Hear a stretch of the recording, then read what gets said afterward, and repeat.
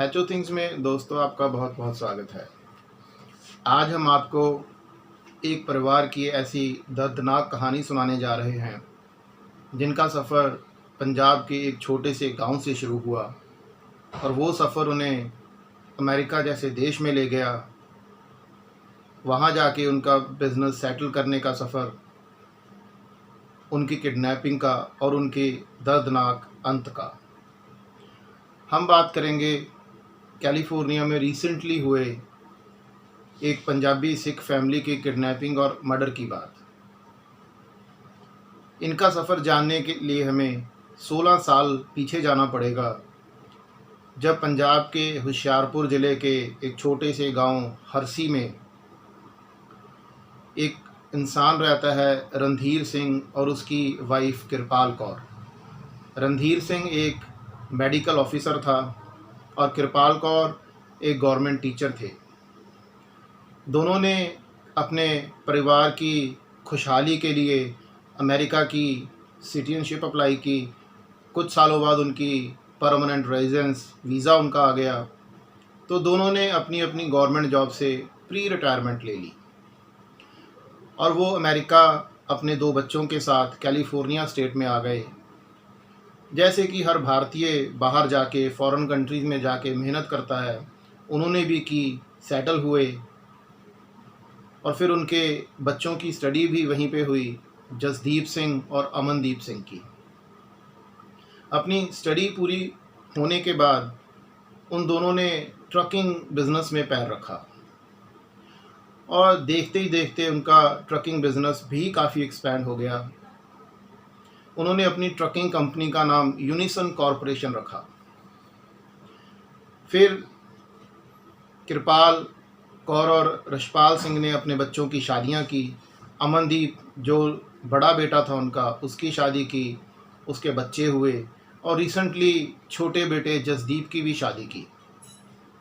और जसदीप की मैरिज जलंधर में एक मिडिल क्लास फैमिली की लड़की जसलीन कौर से हुई और 2020 में जसलीन कौर भी अमेरिका आ गई। दोस्तों, यहाँ तक सब कुछ ठीक चल रहा था, सब कुछ वैसा ही चल रहा था जैसा कि एक इंसान अपने सपनों में सोचता है। एक अच्छा देश, एक अच्छा सिस्टम, एक अच्छा बिजनेस और एक अच्छी फैमिली और अच्छे बच्चे।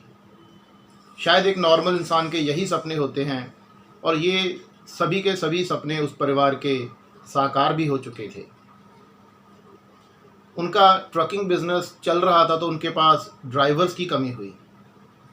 उन्होंने अपने एक दोस्त को, जो उनका दोस्त भी ट्रकिंग बिजनेस में था, उससे उन्होंने टेम्परेरी बेसिस पे एक ड्राइवर मांगा और उस दोस्त ने भी दे दिया।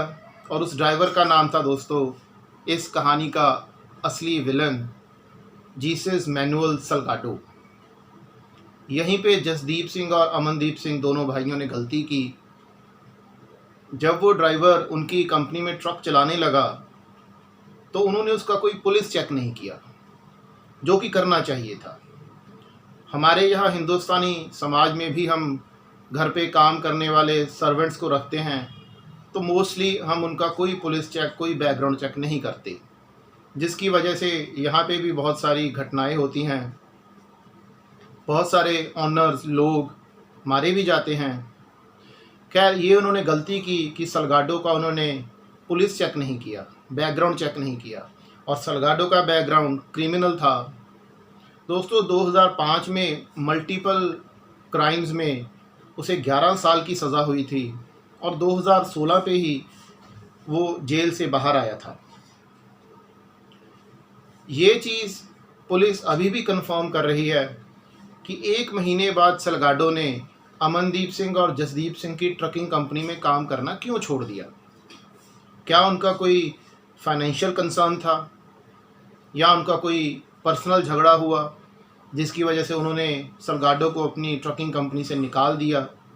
खैर, उसके 1 साल बाद जब ये घटना हुई, सल्गाडो को ट्रकिंग कंपनी से निकालने के एग्जैक्ट 1 साल बाद, वो एक दिन उनके ट्रकिंग यार्ड में आता है और गन पॉइंट पे अमनदीप सिंह को और जसदीप सिंह को, दोनों भाइयों को किडनैप कर लेता है।